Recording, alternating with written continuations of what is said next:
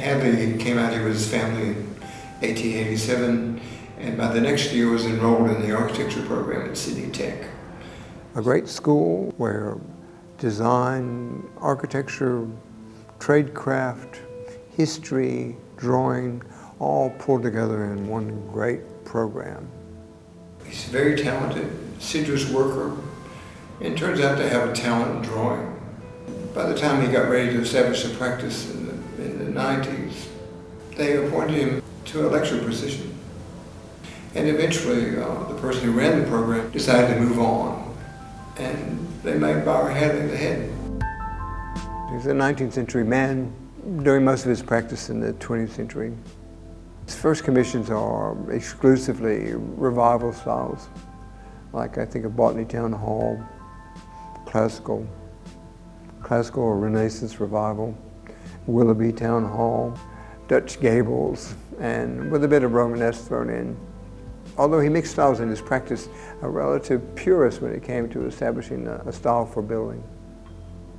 Hadley was so taken by the idea of travel, following his own extensive travel experience. In the late 1920s, he gave out 2 traveling scholarships right out of his own pocket.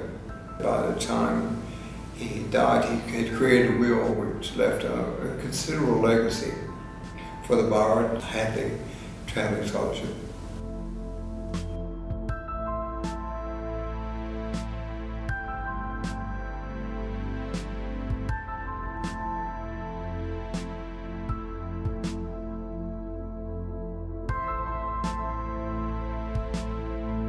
I was motivated to study architecture because I love design and I love designing.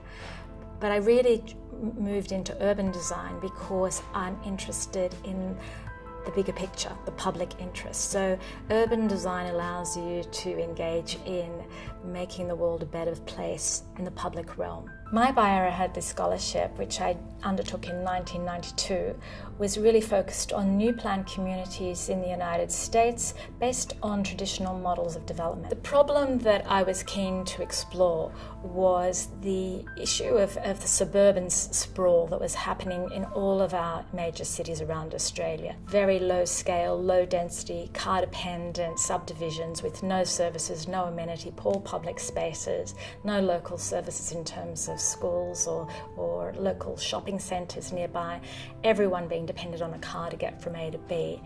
And I thought we could do better.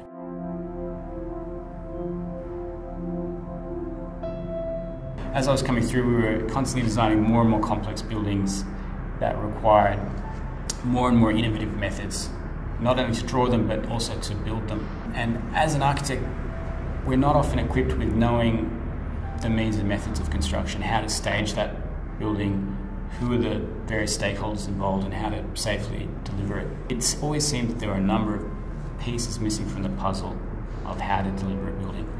And I remember feeling almost like we were operating on this tender by render method or model.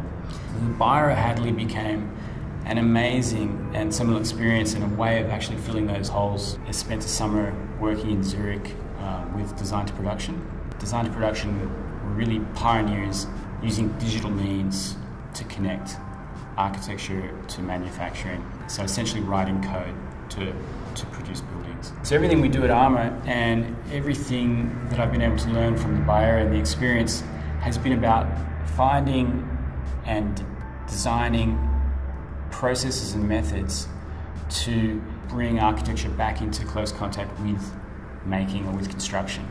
As our cities become denser and more complex, design becomes even more important. And I think the role of architects and urban designers has never been more important. It's actually thinking about the quality of people's lives within these dense urban environments, the streets, the public spaces, the parks, the quality of the buildings, the interiors, and every aspect of them where people are coming into friction in a way, like at a level they've never been before. And so we need to design the cities with people foremost in mind, and then we'll make better built environments for everybody. You know, it's very easy as architects to assume that everyone else understands why design is so important, but often they don't, and it's our job to really communicate in their words why design is important, to be able to quantify that for us. We have a massive need for good housing, for good commercial buildings, and for good urban environments.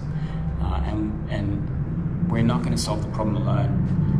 Neither are the other stakeholders in the discipline. We all need to work together to improve the effectiveness and the efficiency of how we deliver built form.